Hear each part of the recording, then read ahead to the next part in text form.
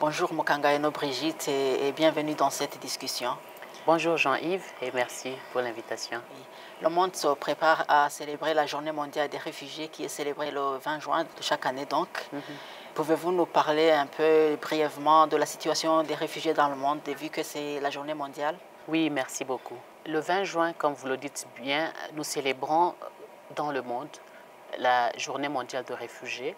C'est pour nous une opportunité pour montrer notre solidarité avec les réfugiés, mais également pour reconnaître toutes les contributions parce que les réfugiés, depuis leur arrivée jusqu'au moment où la solution sera trouvée à leurs problèmes, il y a plusieurs interventions de tout le monde.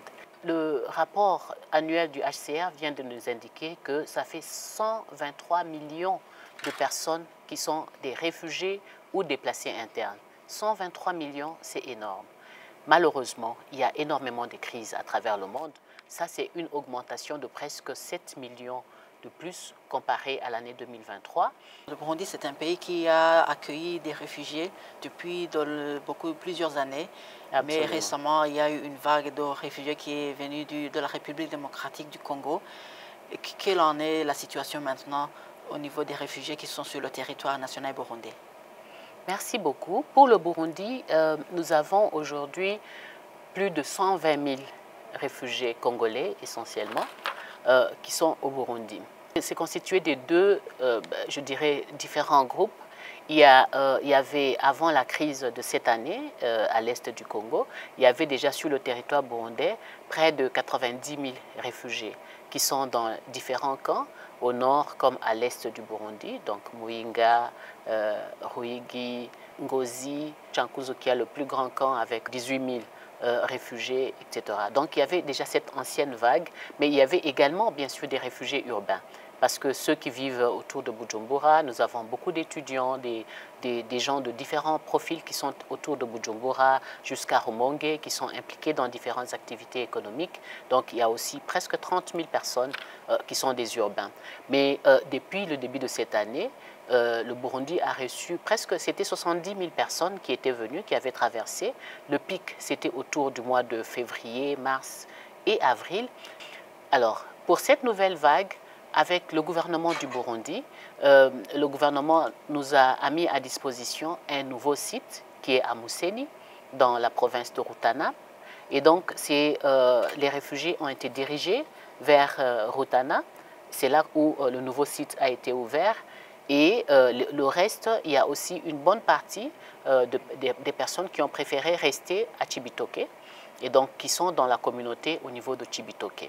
Des gens partant de la...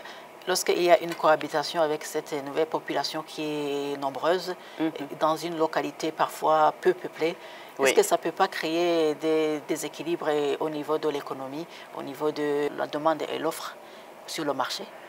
Oui, les communautés vivent ensemble dans tous les cas. Mais ce que nous faisons pour maintenir quand même cette harmonie entre les différentes communautés, c'est que les infrastructures qui sont mises en place, ça bénéficie aux deux communautés. Et parmi cette population de réfugiés, c'est une main-d'œuvre qui est là. Absolument. Est-ce qu'il y a quelque chose qui peut être organisé dans le pays pour leur permettre de travailler et de contribuer au niveau du développement de l'économie du pays d'accueil? Est-ce que c'est autorisé? Est-ce que ça se fait? Est-ce que ça pourrait se faire? Absolument, parce que le Burundi a signé les différentes conventions sur le statut des réfugiés, à commencer par la convention de 51 et la convention de l'OUA de 1969 sur les réfugiés en Afrique. Et puis, il y a aussi la loi nationale sur les migrations qui a été revue en 2021. Donc, qui consacre quand même un droit de travail et droit d'accès aux différents services aux réfugiés. Et d'ailleurs, lorsque un réfugié, c'est le gouvernement qui donne normalement le droit d'asile. Et au Burundi, ici, nous travaillons avec l'Office national pour la protection des réfugiés et apatrides, ONPRA. Et donc, c'est à travers ONPRA que les réfugiés sont reconnus. Et c'est ONPRA qui délivre donc les cartes d'identité de réfugiés, qui fait l'enregistrement, les interviews, jusqu'à donner leur carte d'identité. Avec cette carte, ils ont accès à tous les différents services comme les autres citoyens burundais qui utilisent leur carte nationale. Est-ce qu'il y aurait un mot à adresser aux réfugiés ou même aux populations hautes? Aux réfugiés, nous saluons leur courage parce que ce n'est pas facile pour les gens de quitter leur pays sans rien, parce qu'au moment de la fuite, ils n'emportent généralement rien, et de pouvoir se réintégrer dans un autre milieu.